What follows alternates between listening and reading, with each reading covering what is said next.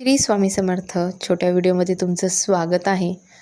अचानक ठरलं झाले, जसा दत्त जयंतीचा सप्ताह चालू होता तसं चालू होतं की गुरुचरित्र पारायण करायचं आहे.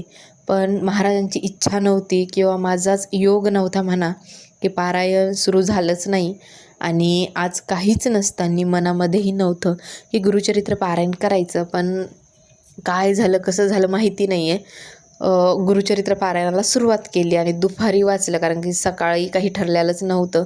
आणि आता अमावस्याला पण एकच हप्ता बाकी आहे, त्यानंतर मार्गशीर्ष महिना संपून जाईल. आणि बाळ होण्याच्या अगोदर मी प्रत्येक मार्गशीर्ष महिन्यात गुरुचरित्र पारायण करत होते. त्यामुळे ह्या महिन्यात खूप वाईट वाटत होतं की गुरुचरित्र पारायण होतं आहे की नाही म्हणून. पण महाराजांची इच्छा लागते शेवटी. महाराजांची इच्छा झाली आणि माझ्या गुरुचरित्र पारायणाला आज सुरुवात झालेली आहे.